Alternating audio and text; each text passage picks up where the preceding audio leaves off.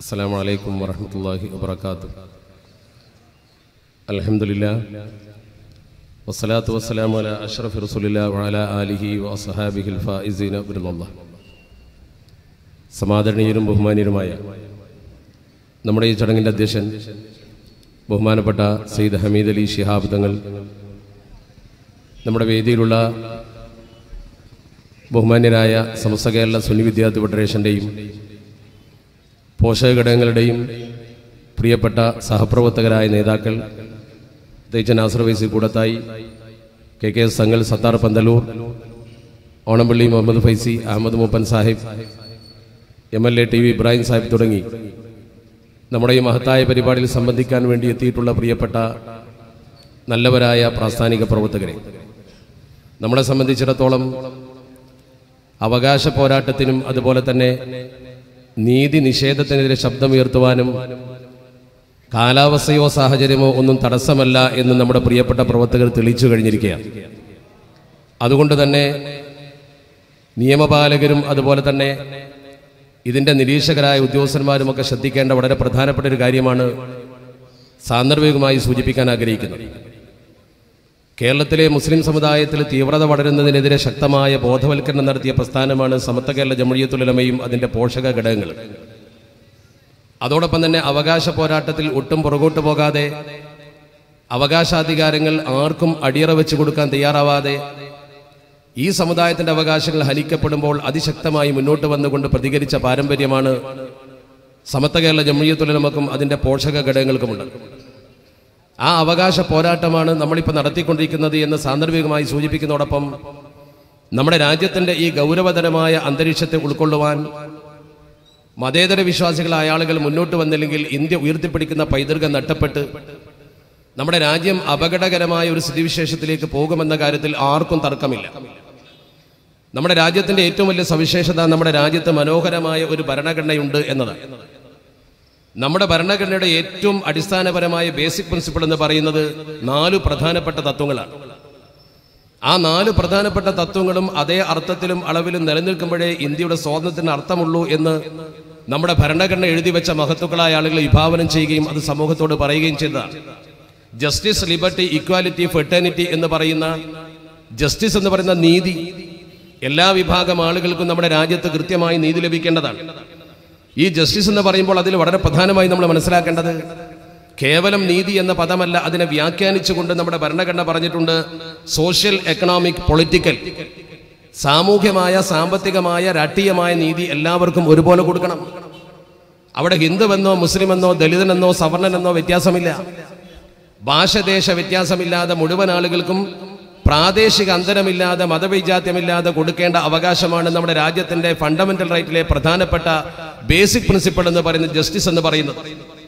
അതുപോലെ തന്നെ ലിബർട്ടി, അത് വളരെ പ്രധാനമാണ്. സ്വാതന്ത്ര്യം, എക്സ്പ്രഷൻ, നമുക്ക് അഭിപ്രായ പ്രകടനത്തിലുള്ള സ്വാതന്ത്ര്യം ആർക്കും ബുദ്ധിമുട്ടില്ലാത്ത വിധം, രാജ്യത്തിൻ്റെ ഭരണഘടനയെ ഹനിക്കാത്ത വിധം നമുക്ക് കൃത്യമായി നമ്മുടെ അവകാശങ്ങൾ സമൂഹത്തെ ബോധ്യപ്പെടുത്തുവാനും നമ്മുടെ ആദർശങ്ങൾ സമൂഹത്തിൽ പറയുവാനും, അതുപോലെ തന്നെ ബിലീഫ്, അവൻ്റെ വിശ്വാസം, എന്ത് വിശ്വാസമാണോ അവൻ വെച്ചു പുലർത്തുന്നത് ആ വിശ്വാസം സമൂഹത്തെ അറിയിക്കുവാനും അതനുസരിച്ച് മുന്നോട്ട് പോകുവാനും, അതുപോലെ തന്നെ ഫെയ്ത്ത്, അവൻ്റെ വിശ്വാസവും അതിൻ്റെ ആദർശവും എല്ലാം വെച്ചു പുലർത്താൻ അവന് കൃത്യമായി അവകാശമുണ്ട്. ആ അവകാശം കൃത്യമായി അവൻ രാജ്യത്ത് ലഭിക്കാൻ ആവശ്യമായ വിധത്തിലുള്ള ഭരണഘടനയാണ് രാജ്യം സംവിധാനിച്ചിരിക്കുന്നത്. അതുപോലെ തന്നെ വർഷിപ്പ്, അധികാരം, നമുക്ക് ശരിക്കും ആരാധനയ്ക്കുള്ള അധികാരം, ഇതൊക്കെ കൃത്യമായി രാജ്യത്തെ ജനങ്ങൾക്ക് നൽകുമ്പോഴാണ് നമ്മുടെ അടിസ്ഥാന തത്വമാകുന്ന ജസ്റ്റിസ്, അതുപോലെ തന്നെ ഈ രാജ്യത്തെ ലിബർട്ടി, ഇത് രണ്ടും പൂർണ്ണമാകുന്നത്. അതുപോലെ തന്നെ ഇക്വാലിറ്റി അല്ലെങ്കിൽ ഇക്വിറ്റി എന്നൊക്കെ പറയുന്നതിന്റെ പ്രാധാന്യം എന്താണ്? സ്റ്റാറ്റസ്, ഒരു വ്യക്തിക്ക് അവന്റെ നിലവാരത്തിനനുസരിച്ചുള്ള സ്വാതന്ത്ര്യം, അവന്റെ നിലവാരത്തിനനുസരിച്ചുള്ള എല്ലാ പദവികളും ഈ രാജ്യത്ത് മറ്റുള്ളവർക്ക് തുല്യമായി വഹിക്കുവാനും തുല്യാവകാശം നേടിയെടുക്കുവാനുള്ള സ്വാതന്ത്ര്യം രാജ്യം നൽകുന്നു. ഓപ്പർച്യൂണിറ്റി, അവസരം. ദലിതനായതുകൊണ്ട് അവഗണിച്ചുകൂടാ, മുസ്ലിം ആയതുകൊണ്ട് അവഗണിച്ചുകൂടാ, സവർണനായതുകൊണ്ട് പ്രത്യേകം പരിഗണിച്ചുകൂടാ. പ്രത്യേക പരിഗണനയോ അവഗണനയോ ഇല്ലാതെ രാജ്യത്തെ മുഴുവൻ ആളുകൾക്കും കൃത്യമായി സ്വാതന്ത്ര്യം എന്ന് പറയുന്ന ഒന്ന് ജനങ്ങൾക്ക് തുല്യമായി വെച്ചു കൊടുക്കുന്ന ഒരു ഭരണഘടനയാണ് നമ്മുടെ മഹത്തായ ഭരണഘടന. അതുപോലെ തന്നെ ഫെർട്ടേണിറ്റി എന്ന് പറയുമ്പോൾ അതിൽ പ്രധാനമായി പറയുന്നത് ഒരു മനുഷ്യന്റെ ഡിഗ്നിറ്റി ഓഫ് ദ ഇൻഡിവിജ്വൽ, ഏതൊരു വ്യക്തിക്കുമുള്ള അന്തസ്സ് രാജ്യത്ത് വകവെച്ചു കൊടുക്കേണ്ടി വരും. അവന്റെ അന്തസ്സിന്റെ ഭാഗമായി അവൻ ജീവിതത്തിൽ മറ്റുള്ളവർക്ക് ഹാനികരമല്ലാത്ത രീതിയിൽ ഭക്ഷണം കഴിക്കുന്നതും വസ്ത്രം ധരിക്കുന്നതും ഭാഷ സംസാരിക്കുന്നതും അവന്റെ മതപരമായ സാംസ്കാരികമായ പ്രവർത്തനങ്ങളൊക്കെ ഉൾക്കൊള്ളുന്നതും രാജ്യത്ത് ഭരണഘടനയാൽ സംരക്ഷിക്കപ്പെട്ട മനോഹരമായ ഒരു ഭരണഘടനയുടെ രാജ്യമാണ് നമ്മുടെ രാജ്യം. അങ്ങനെയുള്ള രാജ്യത്തൊരു ഭരണകൂടം അധികാരത്തിൽ വരുമ്പോൾ, ഒരു ഭരണകൂടം അധികാരമേറ്റെടുക്കുന്ന സമയത്ത് ചെയ്യുന്ന പ്രതിജ്ഞയിലെ ഏറ്റവും പ്രധാനപ്പെട്ട വാചകം എന്താണ്? അവർ ഈ രാജ്യത്തിന്റെ ഭരണഘടനാനുസൃതമായ ഒരു ഭരണം രാജ്യത്തിന് കാഴ്ചവെക്കുമെന്നാണ്. ആ ഭരണഘടനാനുസൃതമായ ഒരു ഭരണം രാജ്യത്ത് കാഴ്ചവെക്കാൻ ബാധ്യസ്ഥതയുള്ള അല്ലെങ്കിൽ ബാധ്യതയുള്ള ഒരു ഭരണകൂടം, ആ ഭരണകൂടം മുന്നോട്ട് വന്നാൽ അവർ ഈ രാജ്യത്തെ ജനസമൂഹത്തിന് അതനുസരിച്ചുള്ള ഒരു ഭരണം കൃത്യമായി നൽകേണ്ടതാണ്. അത് നൽകേണ്ടതിന് പകരം അവർ രാജ്യത്ത് ഇപ്പോൾ വൈകാരികമായ ചില പ്രതികരണങ്ങൾ ഉണ്ടാക്കിക്കൊണ്ടിരിക്കുന്നു. കേവല വൈകാരികമായ പ്രതികരണങ്ങൾ, വൈകാരികമായ പ്രവർത്തനങ്ങൾ. രാജ്യത്ത് രാഷ്ട്രീയ സ്വയംസേവക സംഘിനെ കയറൂരി വിട്ടുകൊണ്ട് രാജ്യത്തെ ന്യൂനപക്ഷത്തെ വേട്ടയാടാൻ ശ്രമിക്കുകയാണ്. അവരെ പ്രതികരണശേഷി പോലും നഷ്ടപ്പെടുത്തിക്കൊണ്ട് പ്രതികരണശേഷി ഇല്ലാത്തവരാക്കാൻ ശ്രമിക്കുകയാണ്. ഒരു കാര്യം രാജ്യത്തിന്റെ ഭരണകൂടത്തോട് തുറന്നു പറയാൻ ആഗ്രഹിക്കുന്നു. ഞങ്ങൾ 100% നേരത്തെ ഇവിടെ സൂചിപ്പിച്ചതുപോലെ സമത്വ കേരള സുന്നി വിദ്യാർത്ഥി ഫെഡറേഷന്റെ റാലിയുടെ സമാപനത്തിൽ അതിന്റെ ജനറൽ സെക്രട്ടറി സൂചിപ്പിച്ചല്ലോ, വളരെ സമാധാനപരമായി അതിലുപരി ഭരണഘടനാ അവകാശങ്ങൾക്കകത്തു നിന്നുകൊണ്ട് രാജ്യത്തിന്റെ നിയമവൃത്തത്തിന്റെ ഉള്ളിൽ നിന്നുകൊണ്ടുള്ള പ്രതികരണമാണ് ഞങ്ങൾ നടത്തുന്നത്. ആ പ്രതികരണത്തെ പോലും അടിച്ചമർത്താൻ ശ്രമിക്കുന്ന ആളുകൾ രാജ്യത്തുണ്ടെങ്കിൽ ഒരു കാര്യം ഞങ്ങൾ തീർത്തു പറയുന്നു, മനുഷ്യനെ സംബന്ധിച്ചിടത്തോളം ജീവിതം പോലെ തന്നെയാണ് മരണം. ആദർശത്തിന് വേണ്ടി ഈ സമൂഹത്തിന്റെ പൂർവ്വഗാമികൾ ജീവത്യാഗം ചെയ്ത സുദിനത്തിലാണ് ഞങ്ങൾ ഇവിടെ സംഘടിച്ചിരിക്കുന്നത്. അതിനുവേണ്ടി ജീവത്യാഗം ചെയ്യാനും ഈ സമൂഹം സന്നദ്ധമാണെന്ന് ഉറക്കെ പറയാൻ ആഗ്രഹിക്കുകയാണ്. ബഹുമാനപ്പെട്ട ഗുജറാത്തിലെ മുൻ DGP ബഹുമാനപ്പെട്ട സാർ വരുന്നുണ്ട്. അദ്ദേഹം നമ്മുടെ ഈ പരിപാടിയുടെ RB ശ്രീകുമാർ സാർ നമ്മുടെ രാജ്യത്ത് ഫാസിസ്റ്റ് വിരുദ്ധ പോരാട്ടത്തിന് അതിശക്തമായി നേതൃത്വം കൊടുക്കുന്ന ഒരു വ്യക്തിയാണ്. ഏറ്റവും ശക്തമായ ശബ്ദമാണ് ഇന്ത്യ മഹാരാജ്യത്ത് ഫാസിസത്തിനെതിരെ അദ്ദേഹം ഉയർത്തിക്കൊണ്ടിരിക്കുന്നത്. ഞാൻ അദ്ദേഹത്തെ അഭിനന്ദിക്കുന്നു. താങ്കളുടെ ഈ പോരാട്ടത്തിൽ ഞങ്ങൾ നിങ്ങൾക്കൊപ്പമുണ്ട് എന്ന് ഞങ്ങൾക്ക് ഉറപ്പു തരികയാണ്. ഈ ന്യൂനപക്ഷത്തിന്റെ ശബ്ദത്തോടൊപ്പം അങ്ങയുടെയും അങ്ങയുടെ സമുദായത്തിന്റെയും ശബ്ദം ഞങ്ങൾ ആഗ്രഹിക്കുന്നുണ്ട്. ഞങ്ങൾ ശബ്ദിക്കുന്നതിനേക്കാൾ ഈ രാജ്യത്തെ ഫാസിസത്തെ കുറിച്ച് അതിന്റെ അന്തർതലത്തിൽ പോയി അറിഞ്ഞ് ഈ രാജ്യത്തെ ജനസമൂഹത്തിന് മനസ്സിലാക്കി കൊടുക്കാൻ താങ്കൾ നടത്തിയ പോരാട്ടങ്ങളെയും നടത്താനിരിക്കുന്ന പോരാട്ടങ്ങളെയും ജനപിന്തുണയോടുകൂടി താങ്കൾ ആവാഹിച്ചെടുക്കാൻ ഈ സന്ദർഭം ഉപയോഗപ്പെടുത്തണമെന്ന് സാന്ദർഭികമായി ഞാൻ അങ്ങയോട് ആവശ്യപ്പെടുകയാണ്. ഈ പ്രവർത്തനത്തിൽ താങ്കൾ ചെയ്യുന്ന എല്ലാ പ്രവർത്തനങ്ങൾക്കും മതേതരത്വത്തിന്റെ ആ വറുതിക്കുള്ളിൽ നിന്നുകൊണ്ട്, ഞങ്ങളുടെ സംഘടനയുടെ പരിധിക്കുള്ളിൽ നിന്നുകൊണ്ട് സകലമാന പിന്തുണയും ഞങ്ങളിതാ പ്രഖ്യാപിക്കുന്നുവെന്ന് സാന്ദർഭികമായി സൂചിപ്പിക്കാൻ ആഗ്രഹിക്കുകയാണ്. ഞാൻ തിരിച്ചു വരുന്നു പറഞ്ഞ വിഷയത്തിലേക്ക്. നമ്മുടെ രാജ്യത്തിന്റെ ഈ 4 അടിസ്ഥാന തത്വങ്ങൾ, ആ 4 അടിസ്ഥാന തത്വങ്ങൾ വളരെ പ്രധാനമാണ്. ഈ ജസ്റ്റിസ്, അതുപോലെ തന്നെ ലിബർട്ടി, ഇക്വാലിറ്റി, ഫെർട്ടേണിറ്റി, ഇത് 4 അനുസരിച്ചുകൊണ്ടാണ് നമ്മുടെ രാജ്യം മുന്നോട്ട് പോകേണ്ടത്. അത് 4 അനുസരിച്ചുകൊണ്ട് മുന്നോട്ട് പോകേണ്ട ഒരു രാജ്യത്ത് ഇപ്പോൾ നീതി ലഭിക്കുന്നില്ലെന്ന് മാത്രമല്ല, ജനസമൂഹത്തിന്റെ പ്രശ്നത്തിൽ ഗവൺമെന്റ് ഇല്ലല്ലോ. മഹാരാഷ്ട്രയിൽ ഈ ഒരു വർഷത്തിനിടയ്ക്ക് 700ഓളം കർഷകരാണ് ആത്മഹത്യ ചെയ്തത്. നമ്മുടെ രാജ്യത്ത് കർഷകർ ആത്മഹത്യ ചെയ്യുന്നത് മാത്രമല്ല, 11 ദിവസത്തിനിടയ്ക്ക് ആ സംസ്ഥാനത്ത് 7 കർഷകന്മാർ ആത്മഹത്യ ചെയ്തു. ഇപ്പോൾ ആ രാജ്യത്ത് കർഷകർ പ്രക്ഷോഭത്തിന്, അതുപോലെ തന്നെ മധ്യപ്രദേശിൽ കർഷകർ പ്രക്ഷോഭത്തിന് മുന്നിട്ടിറങ്ങിയാണ്. അടിസ്ഥാനപരമായി രാജ്യത്തെ ഏറ്റവും പ്രധാനപ്പെട്ട ഘടകമാണ് കൃഷി. ആ കർഷകന്റെ പ്രശ്നം പരിഹരിക്കാൻ ഗവൺമെന്റിന് കഴിഞ്ഞിട്ടില്ല. ആ കർഷകന്റെ പ്രശ്നം പരിഹരിക്കാൻ കഴിഞ്ഞില്ലെന്ന് മാത്രമല്ല, കർഷകർ ആത്മഹത്യ ചെയ്യുന്ന സമയത്ത് പോലും മറുഭാഗത്ത് ഫാസിസം വളർത്താനാണ് നമ്മുടെ ഗവൺമെന്റ് ശ്രമിച്ചുകൊണ്ടിരിക്കുന്നത്.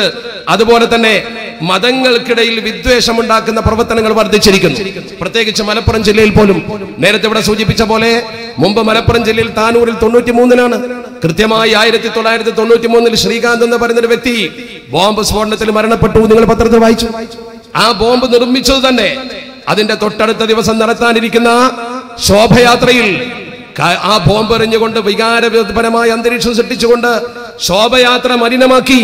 മലപ്പുറം ജില്ലയിൽ ശോഭയാത്രയെ ബോംബെറിഞ്ഞു എന്ന് വരുത്തി തീർക്കാൻ വേണ്ടിയായിരുന്നു അന്ന് ബോംബ് നിർമ്മിച്ചത് എന്ന് പിടിക്കപ്പെട്ട ആളുകൾ തുറന്നു പറഞ്ഞു. എനിക്ക് ഇപ്പോഴും ഓർമ്മയുണ്ട്, അന്നത്തെ മലപ്പുറം ജില്ലാ പോലീസ് സൂപ്രണ്ട് ഉമ്മൻ കോശിയാണ്.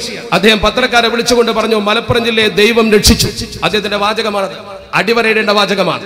എന്നതുപോലെ നമ്മൾ കണ്ടു, പൂക്കോട്ടുംപാടത്തൊരു അമ്പലത്തിൽ അപകടകരമായ കടന്നുകയറ്റം നടത്തിക്കൊണ്ടത് മുസ്ലിങ്ങളുടെ മേൽ കെട്ടിവെക്കാൻ ശ്രമിച്ചു. രാജ്യത്തെ 2 ജനവിഭാഗത്തെ തമ്മിൽ അടുപ്പിക്കാനുള്ള പ്രവർത്തനമാണ് ഇവിടെ നടന്നുകൊണ്ടിരിക്കുന്നത്.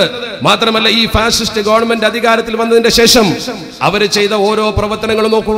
ആദ്യം അവർ കൊണ്ടുവന്ന ഗർവാപ്പസി. രാജ്യത്ത് ഏതൊരു മനുഷ്യനും അവന്റെ ഇഷ്ടപ്പെട്ട മതം സ്വീകരിക്കാൻ അർഹതയുണ്ട്. ഏത് വ്യക്തിക്കും അവന്റെ മതം അനുസരിച്ച് മുന്നോട്ട് പോകാൻ അവകാശമുണ്ട്. ആ അവകാശം അനുസരിച്ചുകൊണ്ട് രാജ്യത്ത് ഒരു മതം സ്വീകരിച്ച വ്യക്തിയെ തിരിച്ചു കൊണ്ടുവരാൻ, തറവാട്ടിലേക്ക് തിരിച്ചു കൊണ്ടുവരാൻ ശ്രമിക്കുന്ന ആളുകൾ. ഏതാണ് ഈ തറവാട്? അങ്ങനെ ഒരു തറവാടില്ലല്ലോ. ഏതൊരു വ്യക്തിക്കും അവന്റെ മതം അനുസരിച്ചുകൊണ്ട് ജീവിക്കാൻ ഇന്ത്യൻ ഭരണഘടന അവകാശം നൽകുമ്പോൾ അവന് അവകാശമാണ് നൽകുന്നത്. റൈറ്റ് എന്നാണ് പദം. To freely to profess, practice, propagate religion എന്ന് പറഞ്ഞുകൊണ്ട് വിശ്വാസാനുഷ്ഠാന സ്വാതന്ത്ര്യം മതം നൽകുന്നത്, അതുപോലെ തന്നെ ഈ രാജ്യത്തെ ഭരണഘടന നൽകുന്നത് സ്വതന്ത്രമായിട്ടാണ്. ആ സ്വാതന്ത്ര്യത്തിന്റെ മേൽ ഒരു തറവാട് വെച്ച് കെട്ടിക്കൊണ്ട് തറവാട്ടിലേക്ക് മടക്കാൻ ശ്രമിക്കുന്നവർ, ഇന്ത്യക്ക് അങ്ങനെ ഒരു തറവാടില്ലെന്ന ബോധം മനസ്സിലാക്കണം. ഈ രാജ്യം മുഴുവൻ ആളുകളുടെയും ഒരുപോലെ സ്വത്താ. ഹിന്ദുവിന്റേതും മുസ്ലിമിന്റേതും ക്രിസ്ത്യാനിയുടേതും ബുദ്ധന്റെയും ജൈനന്റെയും അതുപോലെ തന്നെ മതമുള്ളവന്റെയും മതമില്ലാത്തവന്റെയും ഒക്കെ ഭൂമിയാണ് ഇന്ത്യ മഹാഭൂമി. ഇതാർക്കും തീരെഴുതി കൊടുത്തിട്ടില്ല. അങ്ങനെ സംഘപരിവാറിനോ ഇന്ത്യ ഭരിക്കുന്നവർക്കോ ഒരു വേള അധികാരം കിട്ടിയെങ്കിൽ ഇന്ത്യ മഹാരാജ്യം നിങ്ങൾക്ക് തീരെഴുതി തന്ന പോലെ പെരുമാറിയാൽ അധികാരത്തിൽ നിന്നും ജനങ്ങളെ ജനാധിപത്യ രീതിയിൽ സംഘടിപ്പിച്ചുകൊണ്ട് താഴെ ഇറക്കാൻ പ്രബുദ്ധമായ ജനസമൂഹത്തിൽ ഞങ്ങൾ ജനാധിപത്യ വിപ്ലവം നടത്തും. ആ ജനാധിപത്യ വിപ്ലവത്തിന്റെ തുടക്കമാണ് ഇതൊക്കെ. അധികാരത്തിലേറിയ ആളുകൾ ചിന്തിക്കണം, അധികാരം അല്പകാലം കിട്ടുമ്പോഴേക്കും ഇന്ത്യയെ പൈതൃകത്തിൽ നിന്ന് വ്യതിചലിപ്പിക്കരുത്. നിങ്ങൾ ഗർവാപസി നടത്തി. അതുപോലെ തന്നെ യുപിയിൽ ഇസാരെ ഗ്രാമത്തിൽ പാവപ്പെട്ട ഒരു മനുഷ്യൻ മുഹമ്മദ് അഖ്ലാഖ്, അയാൾ ഭക്ഷണം കഴിച്ചു എന്ന പേരിൽ അയാൾ ചെയ്യാത്ത കുറ്റത്തിന് അയാളെ തല്ലിക്കൊല്ലാൻ ആൾക്കാർ അധികാരം. ഇനി അയാൾ ബീഫ് കഴിച്ചുവെങ്കിലും ബീഫ് നിരോധിച്ചൊരു പ്രദേശത്ത് ഒരാൾ ബീഫ് കഴിച്ചാലും അയാളെ തല്ലിക്കൊല്ലാൻ ആൾക്കാർ അധികാരം. അന്ന് ഹരിയാനയിൽ മുഖ്യമന്ത്രിയായിരുന്ന ഈ രാജ്യത്തെ ഫാസിസ്റ്റുകളുടെ നേതൃനിരയിലുള്ള ഒരാൾ മനോഹർലാൽ ഖട്ടർ പറഞ്ഞു, ബീഫ് കഴിക്കണമെന്ന് ആഗ്രഹമുള്ള ആളുകൾ ഇന്ത്യക്ക് പുറത്തു പോകണം. അങ്ങനെ പറയാൻ മാത്രം നമ്മുടെ രാജ്യത്തെ ഫാസിസ്റ്റുകൾ വളർന്നു. ഈ രാജ്യത്തെ സ്വതന്ത്രമാക്കുന്നതിൽ ധീരമായ പങ്കുവഹിച്ച സമൂഹമാണ് മുസ്ലിങ്ങൾ. ആ മുസ്ലിം സമൂഹം അടക്കമുള്ള ആളുകൾ രാജ്യത്ത് നിന്ന് പുറത്തു പോകണമെന്ന് പറയാൻ ആർക്കധികാരമുണ്ട്? അതുപോലെ തന്നെ ഇവർക്കെതിരെ ശബ്ദിക്കുന്നവരെ ഒതുക്കാൻ ശ്രമിച്ചു. കന്നഡയിൽ ഇവർക്കെതിരെ ധീരമായി ശബ്ദിച്ച ഒരു സാഹിത്യകാരൻ മല്ലേശപ്പ കൽബുർഗി വെടിവെച്ചു കൊന്നു. ഇവർക്കെതിരെ ശബ്ദിക്കുന്നവരെ വെടിവെച്ചു കൊള്ളുക. ഇവർക്കെതിരെ ശബ്ദിക്കുന്നവരെ ഒന്നും പ്രതികരിക്കാൻ കഴിയാത്ത വിധം ഒന്നുകിൽ കേസിൽ കൊടുക്കുക, അല്ലെങ്കിൽ നിഷ്ക്രിയരാക്കുക, അല്ലെങ്കിൽ നേരിട്ട് ആക്രമിക്കുക. ഈ മാർഗമാണ് നമ്മുടെ രാജ്യത്ത് ഈ ഗവൺമെന്റ് അധികാരത്തിൽ വന്ന ശേഷം ചെയ്യുന്നത്. സുധീന്ദർ കുൽക്കർണി, ശ്രീകുമാർ സാറിന് അറിയാമായിരിക്കാം, അദ്ദേഹം ഡൽഹിയിൽ കരിയോയിൽ ഒഴിക്കപ്പെട്ടു. ഒരു വ്യക്തിയുടെ ദേഹത്ത് മുഴുവൻ കരിയോയിൽ ഒഴിച്ചുകൊണ്ട് അദ്ദേഹത്തെ അപമാനിച്ചു നമ്മുടെ രാജ്യത്ത്. എന്താണ് അയാൾ ചെയ്തത് തെറ്റ്? ഫാസിസ്റ്റുകളുടെ വറുതിക്കനുസരിച്ച് നിന്നില്ല. അതുപോലെ തന്നെ ഈ അടുത്ത ദിവസം കമ്മ്യൂണിസ്റ്റ് പാർട്ടി നേതാവ് അദ്ദേഹത്തിനെതിരെ പോലും അദ്ദേഹത്തിന്റെ ആസ്ഥാനത്തിൽ കയറി ആക്രമണം നടത്തിയില്ലേ? സീതാറാം യെച്ചൂരി ആക്രമിച്ചത് നിങ്ങൾ കണ്ടു. താല്പര്യം സംരക്ഷിക്കാൻ വേണ്ടി എന്ത് വൃത്തികേടും ചെയ്യുന്ന ഒരു സമൂഹത്തെ കയറൂരി വിട്ടിരിക്കുകയാണ്. RSSനെയും വർഗീയവാദികളെയും കയറൂരി വിട്ട് രാജ്യത്ത് തങ്ങളുടെ ഇംഗിതം നടപ്പാക്കാനാണ് ഗവൺമെന്റ് ശ്രമിക്കുന്നതെങ്കിൽ ജനാധിപത്യത്തിന്റെ അകത്ത് നിന്നുകൊണ്ട് തന്നെ അതിനെതിരെ പ്രതികരിക്കാൻ ശക്തിയുള്ള ഒരു സമൂഹം ഇവിടെ ഉണ്ടെന്ന് ബോധ്യപ്പെടുത്തുകയാണ് ഞങ്ങൾ ചെയ്യുന്നത്. അതിനെതിരെ ശക്തമായി പ്രതികരിക്കാൻ നമ്മൾ ബാധ്യസ്ഥരാ. ഇവിടെ ഒരു പാവപ്പെട്ട പെൺകുട്ടി തടവിൽ കഴിയുന്നത് എന്തുകൊണ്ടാണ്? എന്തേ കോടതി ആ പെൺകുട്ടിയെ സംബന്ധിച്ചിടത്തോളം അവളുടെ വിവാഹം ദുർബലപ്പെടുത്തിയത്? ഇസ്ലാമിക സമൂഹത്തിൽ എന്ന് പറഞ്ഞുകൊണ്ട് വിവാഹം കഴിച്ചു കൊടുത്ത ശരീഅത്ത് നിയമപ്രകാരം ഭാര്യയായ ഒരു പെണ്ണ്, ആ പെണ്ണിന്റെ വിവാഹം ദുർബലപ്പെടുത്താൻ ഇന്ത്യ മഹാരാജ്യത്തെന്നല്ല എവിടെയും ഒരു കോടതിക്കും അർഹതയില്ല. ആ വിവാഹം ദുർബലപ്പെടുത്താൻ കോടതിക്ക് എന്താണ് ന്യായം? അവളെ സംബന്ധിച്ചിടത്തോളം അവൾ ഇഷ്ടപ്പെട്ട മതം സ്വീകരിച്ചു. എന്ത് തെറ്റാണ് അവൾ ചെയ്തത്? ആ പുരുഷനെ വിവാഹം കഴിക്കാൻ വേണ്ടിയല്ലല്ലോ മതം മാറിയത്. 23 വയസ്സുണ്ടല്ലോ, പ്രായം തികഞ്ഞിട്ടുണ്ടല്ലോ. മാത്രമല്ല ഈ വ്യക്തിയെ സംബന്ധിച്ചിടത്തോളം അവൾ വിവാഹിതരായതിന്റെ ശേഷം ഒന്നിച്ച് ജീവിക്കാൻ എല്ലാ നിയമങ്ങളും അനുകൂലിക്കുമ്പോൾ അതിന്റെ ഏറ്റവും പ്രധാനപ്പെട്ട ഭാഗമായ രജിസ്റ്റർ വിവാഹം പോലും നടന്നിരിക്കെ പിന്നെ എന്തുകൊണ്ട് കോടതിയെ ദുർബലപ്പെടുത്തി? അവിടെ ഇന്ത്യയിൽ ഫാസിസ്റ്റുകൾക്ക് വേണ്ടി നിയമപാലകർ പോലും ശബ്ദിക്കുന്നു എന്ന് സംശയിച്ചു പോവുകയാണ്. എല്ലാം അസ്തമിക്കുമ്പോൾ നമുക്ക് നീതി കിട്ടേണ്ടത് കോടതിയിൽ നിന്നാണ്. ആ കോടതിയിൽ നിന്ന് വരെ ഇത്തരം പ്രവർത്തനങ്ങൾ വന്നാൽ എന്ത് സംഭവിക്കും? അത് മാത്രമല്ല, രാജ്യത്തിന്റെ കൃത്യമായ ഒരു പൈതൃക സ്വഭാവമുണ്ട്. ആ പൈതൃക സ്വഭാവത്തെ വ്യതിചലിപ്പിക്കാൻ ശ്രമിക്കുന്ന ആളുകൾക്കെതിരെ എന്ത് നടപടിയെടുത്തു? ഇന്നിതാ നമ്മുടെ രാജ്യത്തിന്റെ രാഷ്ട്രപിതാവിനെ വരെ അപമാനിച്ചു. ഗാന്ധിജിയെ അപമാനിച്ചുകൊണ്ട് ഗാന്ധിജിയെ കുറിച്ച് മോശമായ പ്രതികരണം ഒരു പാർട്ടിയുടെ അഖിലേന്ത്യാ നായകൻ, അതിന്റെ പ്രസിഡന്റ് പരസ്യമായി ഗാന്ധിജിയെ വളരെ മോശമായി ചിത്രീകരിച്ചു. നിങ്ങൾ കണ്ടു പത്രത്തിൽ. ദേശപിതാവാണ്, എല്ലാവരും ആദരിക്കുന്ന രാഷ്ട്രത്തിന്റെ പിതാവിനെ അപമാനിച്ചുവെന്ന് മാത്രമല്ല, ആ രാഷ്ട്രപിതാവിനെ കൊന്ന ഗോൾവാൾക്കറുടെ തൂക്കിലേറ്റപ്പെട്ട ദിവസമാകുന്ന നവംബർ 15, ആ നവംബർ 15 ബലിദാന ദിനമായി ആചരിക്കാൻ ഈ വർഗീയവാദികൾ തീരുമാനിച്ചപ്പോൾ അതിനെതിരെ പോലും ശബ്ദം ഉയർത്താൻ നമ്മുടെ രാജ്യത്തെ ഭരണകൂടത്തിന് സാധിച്ചില്ലല്ലോ. രാജ്യത്തിന്റെ പൈതൃകത്തിൽ നിന്ന് രാജ്യം പുറകോട്ട് പോവുകയല്ലേ? ആ പൈതൃകത്തിൽ നിന്നും രാജ്യം പുറകോട്ട് പോകുന്നതിനെതിരെയാണ് ജനാധിപത്യ വിശ്വാസികളുടെ ഈ സംഘശക്തി. എന്തിനധികം നമ്മുടെ പ്രസിഡന്റ് പോലും, രാഷ്ട്രപതി പോലും നമ്മുടെ പ്രധാനമന്ത്രിയോടും ഗവൺമെന്റിനോടും ഒന്നിലധികം തവണ സഗൗരവം പറഞ്ഞു, നിങ്ങൾ ഈ പോകുന്നത് ശരിയല്ല, നമ്മുടെ രാജ്യത്തിന്റെ പൈതൃകത്തിൽ നിന്ന് പുറകോട്ട് പോകാൻ പാടില്ല. ഫാസിസം ഈ രാജ്യത്ത് വളരുന്നതിനെതിരെ നമ്മുടെ പ്രസിഡന്റ് പോലും ശക്തമായ താക്കീത് നൽകേണ്ടി വന്നുവെങ്കിൽ 40-ലധികം സാഹിത്യകാരന്മാർ നേരത്തെ തങ്ങൾക്ക് കിട്ടിയ പുരസ്കാരങ്ങൾ വലിച്ചെറിഞ്ഞു കൊടുത്തുവെങ്കിൽ ഇതിലപ്പുറം ഈ രാജ്യത്ത് പ്രതികരണം ഉയരേണ്ടതെന്താണ്? ആ പ്രതികരണങ്ങളൊന്നും കണക്കിലെടുക്കാതെ തങ്ങൾക്കെതിരെ വരുന്ന പ്രതികരണങ്ങൾ മുഴുവൻ അവഗണിച്ചുകൊണ്ട് തനി ഫാസിസ്റ്റ് ശൈലിയിൽ, തനി മുട്ടാള രൂപത്തിൽ ഈ സമൂഹത്തെ അവഗണിച്ചുകൊണ്ട് മുന്നോട്ട് പോകുന്ന ആളുകൾ എന്ത് താല്പര്യമാണ് രാജ്യത്ത് നടപ്പാക്കാൻ ശ്രമിക്കുന്നത് എന്നാണ് ഈ സമൂഹം ആശങ്കയോടെ നോക്കിക്കാണുന്നത്. മാത്രമല്ല, UP-യിൽ ഇപ്പോൾ ഒരു മുഖ്യമന്ത്രി വന്നു. അദ്ദേഹം പരസ്യമായി ഈ സമൂഹത്തിൽ ഗോവധം നിരോധിച്ചു എന്ന് മാത്രമല്ല, നിരോധിക്കാൻ ഭരണഘടനാപരമായുള്ള അവകാശങ്ങൾ വിനിയോഗിച്ചുകൊണ്ട് അവർ ചെയ്യുന്നുവെങ്കിൽ അതിലപ്പുറം അത് കഴിക്കുന്ന ആളുകളെ തൂക്കിലേറ്റണമെന്ന് പറയുവാനും അവര് രാജ്യം വിട്ടു പോകണമെന്ന് പറയുവാനും അതിശക്തമായ നിയമം കൊണ്ടുവരുന്നവർ ഈ രാജ്യത്ത് നേരത്തെ സൂചിപ്പിച്ച യൂണിറ്റിയും ഫെറ്റേണിറ്റിയും അതുപോലെ തന്നെ ഇക്വാലിറ്റിയും ഈ രാജ്യത്തെ അടിസ്ഥാനപരമായ സ്വാതന്ത്ര്യത്തിലല്ലേ ശരിക്കും നിഷേധിക്കുന്നത്? ഒരു വ്യക്തിക്ക് ഏത് ഭക്ഷണം കഴിക്കണമെന്ന് തീരുമാനിക്കാൻ അവർ അർഹതയുണ്ടല്ലോ. ആ അർഹതയെ പോലും ചോദ്യം ചെയ്യുന്ന തരത്തിലുള്ള പ്രവർത്തനമല്ലേ നടത്തുന്നത്? അതുകൊണ്ട് ഞാൻ ദീർഘിപ്പിക്കുന്നില്ല. ബഹുമാനപ്പെട്ട ശ്രീകുമാർ സാർ ഇവിടെ ഇരിക്കുമ്പോൾ ഞാൻ കൂടുതൽ പറയുന്നില്ല. നമ്മുടെ രാജ്യം ഇതുകൊണ്ട് സംഭവിക്കുന്നത് ഒരു പുറകോട്ടടിയാണ്. വൈബ്രന്റ് ഗുജറാത്ത് ഉച്ചകോടി സംഘടിപ്പിച്ചുകൊണ്ട് നരേന്ദ്രമോദി വിദേശത്ത് നാളെ കൊണ്ടുവന്നുകൊണ്ട് വലിയ പരിപാടി നടത്തി ഗുജറാത്തിൽ. ആ ഗുജറാത്ത് നടത്തിയ സന്ദർഭത്തിൽ നിങ്ങൾക്കറിയാം, ഗാന്ധിനഗറിലായിരുന്നു സമ്മേളനം. ആ സമ്മേളനത്തിൽ മുഖ്യാതിഥിയായി പങ്കെടുത്തത്, അതിന്റെ ഉദ്ഘാടകനായി പങ്കെടുത്തത് ലോകബാങ്കിന്റെ പ്രസിഡന്റ് ജിങ് യോങ് കിങ് ആണ്. അദ്ദേഹം പരസ്യമായി നരേന്ദ്രമോദിയുടെ മുഖത്ത് നോക്കി പറഞ്ഞു, നിങ്ങളുടെ രാജ്യം പുരോഗമന പാതയിലാണ്, നിങ്ങളുടെ രാജ്യം ഡെവലപ്പ് ചെയ്യുകയാണ്. പക്ഷേ രാജ്യം ഡെവലപ്പ് ചെയ്യുമ്പോഴും നിങ്ങൾക്കുള്ള അപകടം വർഗീയതയാണ്. വർഗീയത കൊണ്ട് നിങ്ങൾ ഒരുപാട് പുറകോട്ട് പോകുന്നുണ്ട്. നിങ്ങൾ വർഗീയതയില്ലാത്തൊരു രാജ്യമായി മാറിയാൽ നിങ്ങൾക്ക് ഇനിയും ഒരുപാട് മുന്നോട്ട് പോകുവാൻ കഴിയും. ഇന്ന് ലോകബാങ്കിന്റെ പ്രസിഡന്റ് വരെ വന്നുകൊണ്ട് നമ്മുടെ പ്രധാനമന്ത്രിയെ ഉപദേശിക്കേണ്ട ഗതികേട് നമ്മുടെ രാജ്യത്തുണ്ടായി. അതല്ലേ നമ്മുടെ രാജ്യം ഇപ്പൊ കണ്ടുകൊണ്ടിരിക്കുന്നത്? നമ്മൾ വളരെ ഗൗരവത്തോടെ മനസ്സിലാക്കണം, ഈ രാജ്യത്ത് RSSന്റെ രാഷ്ട്രീയ സ്വയംസേവക സംഘിന്റെ പ്രവർത്തനം ഈ രാജ്യത്തെ വർഗീയതക്ക് വളം നൽകിയിട്ടുണ്ടെന്ന് മാത്രമല്ല, ഒരുപാട് വർഗീയ കലാപങ്ങളിൽ ഈ രാജ്യത്ത് പങ്കുവഹിച്ചവരാണവർ. 1969 അഹമ്മദാബാദ് കലാപം, ആ കലാപം കൃത്യമായി അന്വേഷിച്ച ജസ്റ്റിസ് ജഗൻമോഹൻ റെഡ്ഡി കമ്മീഷൻ പറഞ്ഞു, പങ്കുണ്ടവർക്ക്, ഈ പാർട്ടിക്ക് അതിൽ പങ്കുണ്ട്, ആ സംഘമാണ് വർഗീയത ഉണ്ടാക്കിയത് എന്ന് ജസ്റ്റിസ് ജഗൻമോഹൻ റെഡ്ഡി കമ്മീഷൻ കൃത്യമായി എഴുതി കൊടുത്തില്ലേ? നമ്മുടെ പാർലമെന്റിലും നമ്മുടെ ഭരണഘടനാ വകുപ്പിലും അതിന്റെ രേഖയില്ലേ? 1970 ഭീവണ്ടി കലാപം അന്വേഷിക്കാൻ ഗവൺമെന്റ് ചുമതലപ്പെടുത്തിയ DP മദൻ കമ്മീഷൻ തുറന്നു പറഞ്ഞു, RSSന് പങ്കുണ്ട്. രാഷ്ട്രീയ സ്വയംസേവകന്റെ പങ്ക് കൃത്യമായി രേഖപ്പെടുത്തി. 1979 ജാംഷഡ്പൂർ കലാപം വന്നപ്പോൾ ആ കലാപത്തെ കുറിച്ച് അന്വേഷിക്കാൻ അന്നത്തെ ഗവൺമെന്റ് വെച്ചു ജിതേന്ദ്രൻ നാരായണൻ കമ്മീഷൻ. ജസ്റ്റിസ് ജിതേന്ദ്രൻ നാരായണൻ പറഞ്ഞു, RSSന് പങ്കുണ്ട്, RSS ആണ് ഈ കലാപം ഉണ്ടാക്കിയത്. പരസ്യമായി എഴുതി കൊടുത്തു സർക്കാർ ചെലവിൽ അന്വേഷണ കമ്മീഷൻ. മാത്രമല്ല 1982 കന്യാകുമാരിയിൽ കലാപം ഉണ്ടായി. ആ കലാപം അന്വേഷിക്കാൻ ചുമതലപ്പെടുത്തിയതാരെയാ? വേണുഗോപാൽ കമ്മീഷൻ എഴുതി കൊടുത്തു, RSSന് പങ്കുണ്ട്. ജസ്റ്റിസ് നാനാവതി കമ്മീഷൻ എന്താ ഗോത്രയെ കുറിച്ച് പറഞ്ഞത്? ഗുജറാത്തിലെ DGP ഇരിപ്പുണ്ടല്ലോ, അദ്ദേഹത്തിന് എന്തൊക്കെ പറയാനുണ്ടാകും നമുക്ക് കേൾക്കാമല്ലോ. നിയമത്തിന്റെ പരിധിയിലൂടെ നോക്കുമ്പോൾ ഈ രാജ്യത്ത് മതസൗഹാർദ്ദം തകർക്കുവാനും വർഗീയത വളർത്തുവാനും സംഘപരിവാർ ചെയ്ത പ്രവർത്തനങ്ങൾ വളരെ ഗൗരവമുള്ളതാണ്. അതുകൊണ്ട് തന്നെ ഇന്ത്യ മഹാരാജ്യത്ത് നോട്ട് നിരോധിച്ചുകൊണ്ട് പുതിയ സാമ്പത്തിക സ്ഥിതി കൊണ്ടുവരാൻ ശ്രമിച്ച് അതേ സമയത്ത് തൊട്ടപ്പുറത്ത് 6963 കോടി രൂപ മുക്കിയ വിജയ് മല്യക്ക് രാജ്യം കടന്നു പോകാൻ സൗകര്യം ചെയ്തു കൊടുത്ത ഇരട്ടത്താപ്പ് നയം സ്വീകരിക്കുന്ന ഒരു പ്രധാനമന്ത്രി, അതിനനുകൂലിക്കുന്ന ഒരു പാർട്ടി, നമ്മൾ അദ്ദേഹത്തെ വ്യക്തിപരമായി എതിർക്കുകയല്ല, ഒരു ഗവൺമെന്റിനുള്ള വിദ്വേഷം തീർക്കുകയല്ല. ഒരു ഗവൺമെന്റ് ചെയ്യേണ്ട നയപരമായ നയത്തിൽ നിന്നും അവര് നയപരിപാടി നിന്ന് വ്യതിചലിച്ചുകൊണ്ട് ഒരു രാജ്യത്തെ സ്വാർത്ഥ താല്പര്യത്തിന് കൊണ്ടുപോകാൻ ശ്രമിക്കുന്നുവെങ്കിൽ ഞങ്ങൾ പറയുന്നു, ഈ സമൂഹത്തിൽ ജനാധിപത്യ ബോധവും മതേതര സ്വഭാവവും കുറ്റിയേറ്റ് പോകാത്തൊരു സമൂഹമുണ്ട്. അനീതിക്കെതിരെ, ളുൽമിനെതിരെ, ആക്രമണത്തിനെതിരെ ഏതറ്റം വരെ പോയി പൊരുതുവാനും ഈ സമൂഹം സുസജ്ജമാണെന്ന് ബോധ്യപ്പെടുത്താനാണ് ഞങ്ങൾ ഇവിടെ സംഗമിച്ചിരിക്കുന്നത്. ഒരു കാര്യം കൂടി ഞാൻ കൂട്ടിച്ചേർക്കട്ടെ, ഞങ്ങൾക്ക് ഇതിന് അവകാശം കൂടുതലുണ്ട്. കാരണം ഈ രാജ്യത്തിന്റെ മോചന പ്രവർത്തനത്തിന് വേണ്ടി ധീരോദാത്തമായ സമരം നടത്തിയ സമൂഹത്തിന്റെ പിന്മുറക്കാരാണ് നിങ്ങൾ. ഈ മണ്ണിലൊക്കെ വലിയ കഥ പറയുവാനുണ്ട്.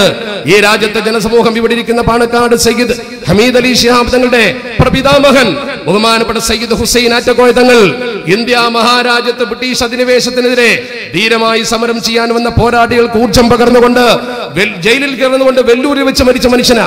പാണക്കാട്ടാണ് അദ്ദേഹത്തിന്റെ മക്ബറ ഉണ്ടാകേണ്ടിയിരുന്നത്. പക്ഷേ അദ്ദേഹം ഇന്ന് അന്ത്യവിശ്രമം കൊള്ളുന്നത് വെല്ലൂരിലാണ്. കാരണം അദ്ദേഹത്തെ അറസ്റ്റ് ചെയ്ത് കൊണ്ടുപോയി. എന്തിന്? ബ്രിട്ടീഷുകാർക്കെതിരെ സമരം ചെയ്തതുകൊണ്ട്.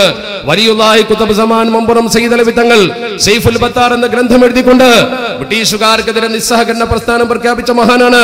ബ്രിട്ടീഷുകാർക്കെതിരെ ധീരമായി നികുതി നിഷേധ പ്രസ്ഥാനത്തിന് ഒരു സമൂഹത്തെ സജ്ജമാക്കിയ ഉമർ ഖാദി തങ്ങളുടെ പിന്മുറക്കാരായത് ലവക്കുട്ടിയും കുഞ്ഞലവിയും വാര്യംകുന്നത്തെ കുഞ്ഞഹമ്മദാജിയും ഖാദിരിയ ത്വരീഖത്തിന്റെ ആത്മീയ ഗുരുവായ ആലി മുസ്ലിയാരും ഈ സമൂഹത്തിന്റെ ഇന്ത്യാ മോചനത്തിന്റെ സമര കാഹളം മുഴക്കിയവരാണ്.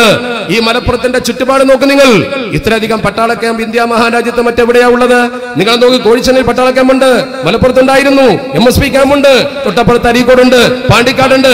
എല്ലാ സ്ഥലത്തും ഇത്രയധികം പട്ടാള ക്യാമ്പുകൾ. നിയമപാലകർക്ക് അറിയാമല്ലോ എന്തിനാ ഇതൊക്കെ.